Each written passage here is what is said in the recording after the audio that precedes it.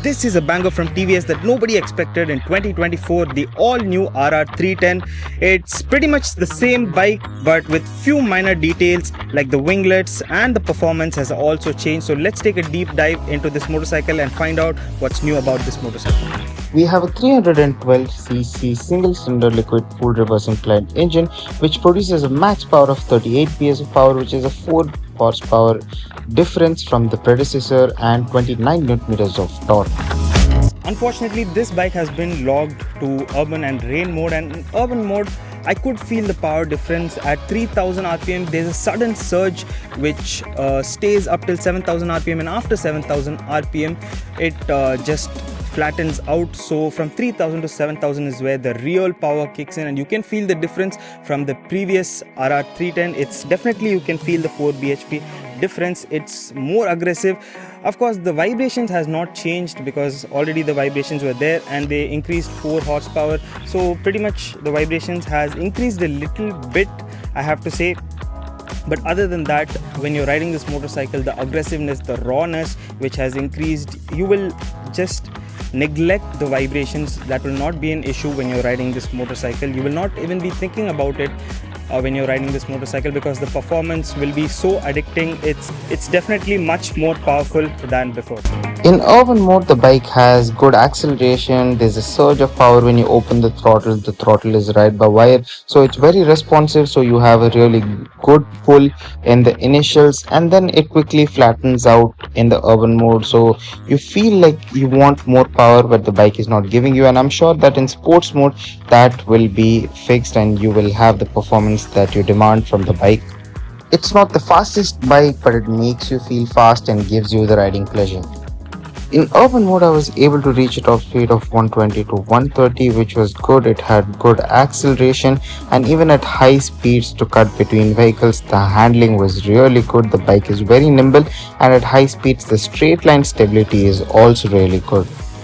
Compared to its predecessor, this single cylinder has been slightly tuned differently, so it also sounds much better.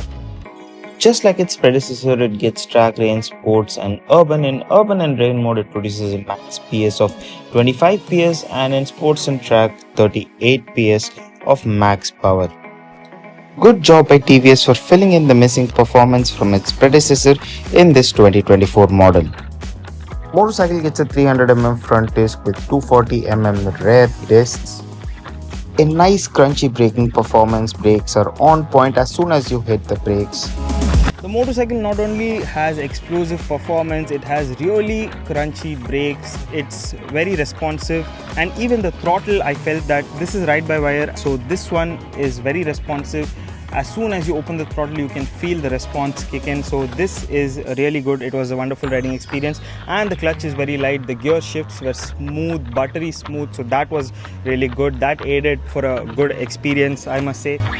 This motorcycle gets a 6-speed gearbox with bi-directional quick shifter, a wonderful update from TVS. So as I said, the gear shifts were buttery smooth. It was a really good experience to shift in this motorcycle, fun to rev match. But that's not all of the upgrades. This is a new colorway for the 2024 model, and it looks absolutely amazing. The TVS racing livery, and we got a winglet in the front. This winglet is, I'm not sure about the functionality of the winglet. I think that it works well above 120 km/h, but otherwise it looks cool. Aesthetically, this is a very pleasing thing to see on the front fairing. And we got the beautiful alloys, the red color alloys, the color, and the TVS racing logos. I just love the little branding details that they have done, and the red is just perfect. And then if we move on to the fairing, we have a new outlet unit over here. We have these new outlets in the fairing which were not present before. This part on the frame also is a new design, so there are minor changes that make the bike different from the previous model, which looks really good. And if we look at the most special thing on this bike that I am very excited about, is the dry clutch, the transparent dry clutch.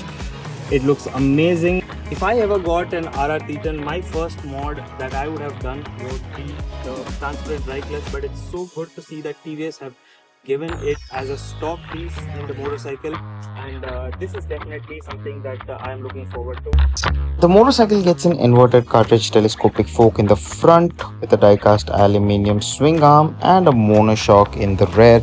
The suspension performance is not too soft, not too stiff. It is versatile, perfect for a sports tourer. We get 110 bar 70 17 inches in the front with 150 bar 60 17 inches in the rear. We get beautiful alloys with Michelin rubber which provide exceptional grip, very confidence inspiring. The 11-liter fuel tank remains unchanged in this motorcycle. We have 810 mm of saddle height.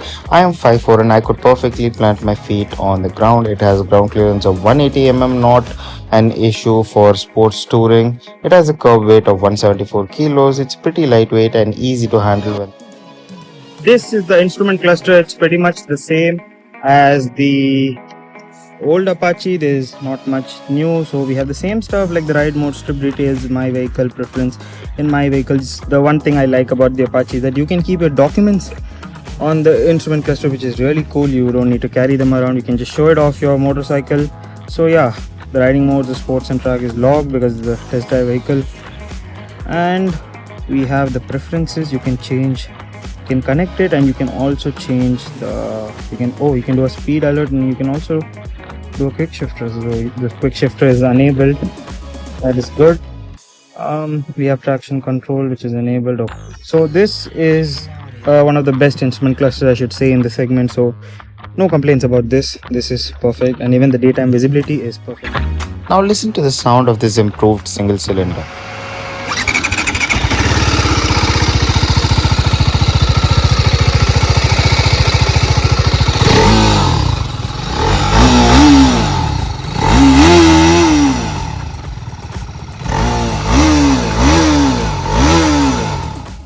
Previously, this motorcycle was not under my radar because even after the full throttle, the motorcycle was lacking power and was giving me the feeling of wanting more. But with the improved performance, the motorcycle is definitely much more engaging and now under my radar.